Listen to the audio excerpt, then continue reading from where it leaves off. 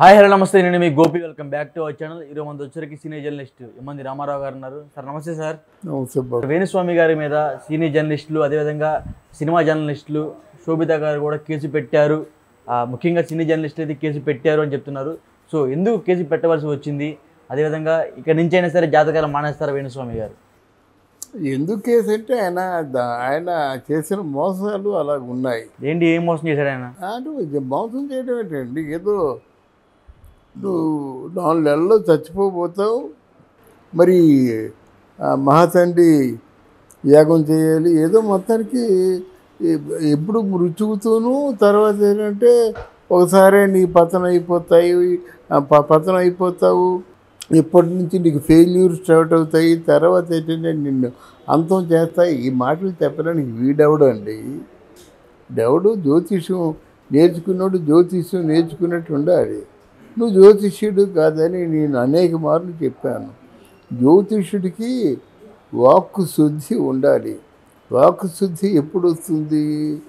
నువ్వు ఎవరి దగ్గర ₹1 తీసుకోకూడదు, మత్స్య మాంసాలు ముట్టకూడదు, పరాయి స్త్రీని ఆశించకూడదు, ఇట్లాంటివన్నీ కూడా ఉండాలన్నమాట.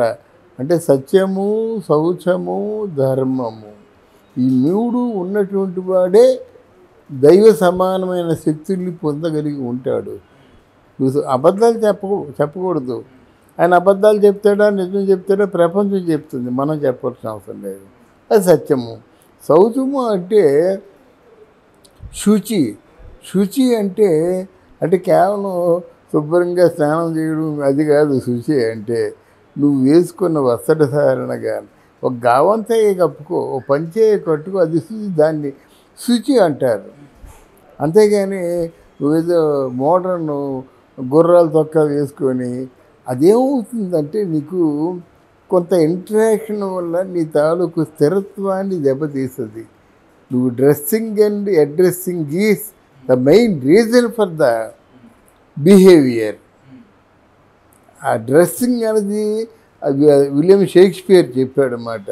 నీ డ్రెస్ బట్టి చెప్పిస్తాడు కూర్చొని.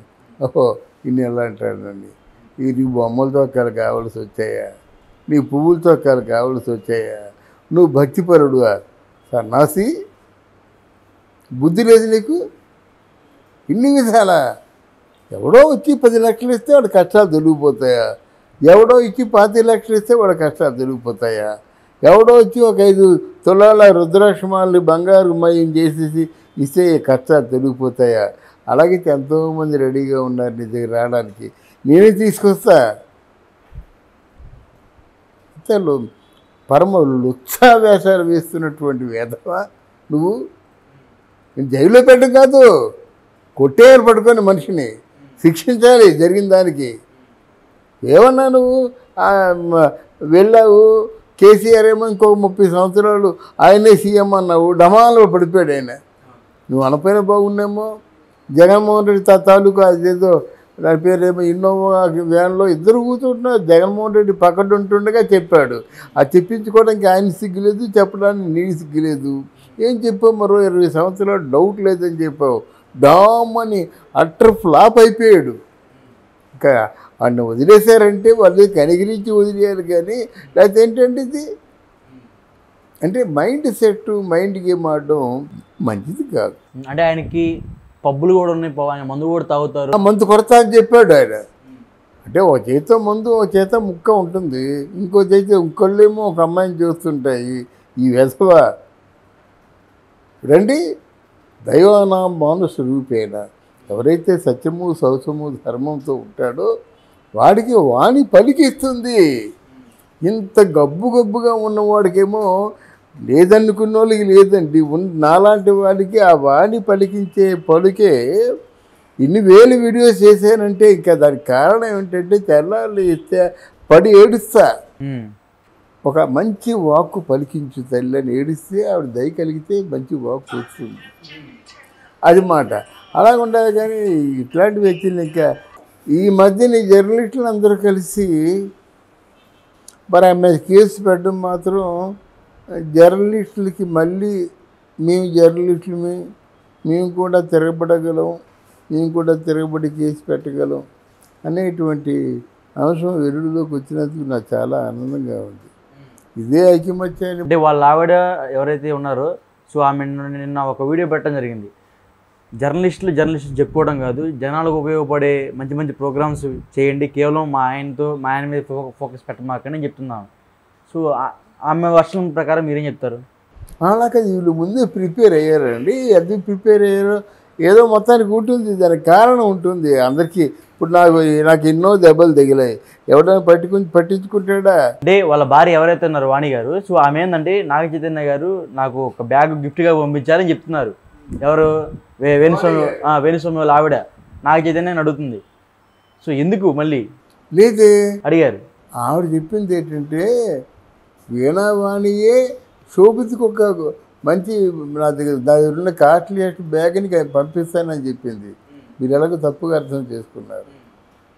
ఇది ఆవిడ వీణావాణి ఏం చెప్పిందంటే, ఇది పెళ్ళైన సందర్భం కంటే మీ విడాకులను కోరుకోవటం లేదు, పైగా వాళ్ళ మంచిని మేము కోరుకుంటున్నాము అనేదో అలాగన్నాడు కానీ అని చెప్పింది. నాకు మాత్రం చాలా గౌరవం ఉంది ఆవిడ మీద, ఒక మంచి వ్యానిటీ బ్యాగ్ ఇచ్చి ఇద్దాం అనుకున్న, చాలా కాస్ట్లీ నా దగ్గర ఉన్నది అని చెప్పింది.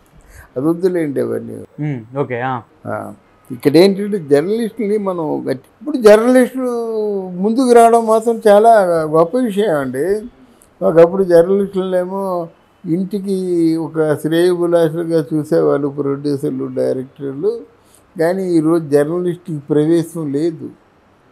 జర్నలిస్ట్కి షూటింగ్ జర్నలిస్ట్ ఎప్పుడు వస్తాడా అని చూసినటువంటి రోజుల నుంచి జర్నలిస్ట్కి ప్రవేశం లేదనే రోజుల వరకు వచ్చాయి కనుక మన ఐకమత్యం గురించి చాలా గొప్పగా మనం చెప్పుకోవాలి. ఎవరికి ఏదో కొంతమంది ఉన్నారు, వాళ్ళు బాగుంటే చాలా కానీ సీనియర్స్ని గౌరవించడం, సీనియర్స్ని పిలవడం, కొద్దిమంది లిస్టే ఉంటుంది జర్నలిస్టులలో. మళ్ళీ వాళ్ళు 100 ఏళ్ల జర్నలిజం చరిత్రలో తీసుకుంటారు. వరదరాజు రాశారండి, మన చచ్చిపోయాడు వరదరాజు. ఆయన 100 ఏళ్ల జర్నలిస్టుల చరిత్ర రాశాడు. అందులో నాకు ఒక పేజీ ఉంది, అడిగి తీసుకున్నాడు. అలాగే ఈయన రాశాడు, ఎవడు వినాయకర్ గారు రాశాడు జర్నలిస్టుల చరిత్ర. నా గురించి అడిగితే నేను ఇవ్వలేదు. ఎందుకయ్యే నాకు కొంచెం బాధగా ఉంది. ఆ బాధ తీర్చే వాళ్ళు ఎవరు లేరు. ఆ చిరంజీవి లాంటి వాళ్ళ దగ్గరికి వెళ్ళి కలిసి చెప్పాలి. సరే నాకంత ఓపెన్ అయిపోయి కాదు, లో ప్రొఫైల్ మెయింటైన్ చేస్తా. మనం చెప్పిన మాటలు వింటారు కానీ మనల్ని ఎవరు చూస్తారండి? మనకే అవసరం ఉంది, మనం ఇలాగంటే వెళ్ళాలి. ఇది అవసరం లేనప్పుడు వెళ్ళవలసిన అవసరం లేదు కదా మనకి. అడగని ఊహో కాదు, నేను తిండి నాకు ఉంది, తినే తిండి ఉంది, వైద్యానికి ఆరోగ్యానికి బాగుంది. ఎవరైనా ఇంతకంటే నాకు వద్దనుకోవడంలో గొప్పతనం ఉంది, కానీ నాకు కావాలనుకోవడంలో గొప్పతనం ఉంది. మనకి ఏమి వల్ల ఆయన ఇస్తాడు. ఇది విషయం ఏంటంటే జర్నలిస్టుల ఐకమత్యాన్ని కూడా మనం చాలా ఎప్రిషియేట్ చేయొచ్చు. అలాగే ఎవరికి ఏ బాధ వచ్చినప్పుడు కూడా తల్లో 4లాగా కాపాడుకుంటూ మన జర్నలిస్టుని కాపాడిపోతే ఎలాగవుతుంది చెప్పండి. ఈరోజు వాసిరాజు ప్రకాశ్తో నేను ఆయనే ఉన్నాం. ఆయన పెద్ద జర్నలిస్టు. అంటే ఏదైనా ఫంక్షన్లకి వాటికి అట్లాంటి పెద్దవాళ్ళని పిలిచినట్టయితే ఇంట్లో కూర్చున్నటువంటి పెద్దవాళ్ళకి అదే కదా మీరు ఇచ్చే గౌరవం. ఓకే. ఇప్పుడు వాసిరాజు ప్రకాశరావు గారు జర్నలిస్టు, ప్రొడ్యూసరు, మళ్ళీ జర్నలిస్టు, నేషనల్ అవార్డు తీసుకున్నారు. ఆయన రాకపోయి ఉండొచ్చు, వాళ్ళు రావడం మీకు గొప్ప. ఇప్పుడు నాలాంటి వాళ్ళు రావడం మీకు గొప్ప. అంటే ఎందుకంటే సందర్భం వచ్చింది కనుక చెప్తున్నాను అన్నమాట. అంతేగాని మన తాలూకు అనుభవాలు రావు కదా. ఒకవేళ మేమంటూ లేకుండా పోయినట్టయితే అక్కడి నుంచి అయిపోయి పాతరే చేసినట్టే. ఇక్కడ జర్నలిస్ట్ని 2 భాగాలుగా చేయవచ్చు.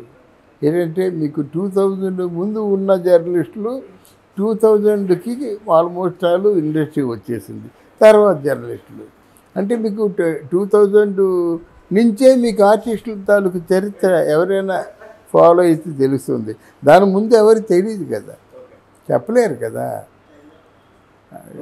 అందువల్ల ఇది ఇంకా వేణుస్వామి లాంటి ఒక స్టూపిడిటీ ఉన్నటువంటి ఎస్ట్రాలజర్ని కొన్నాళ్ళు శిక్ష వేసి ఇక ముందైనా బాగా బతకరా అంటే బాగుంటుంది. అది అంటే శిక్ష లేకుండా మాత్రం వదలకూడదు.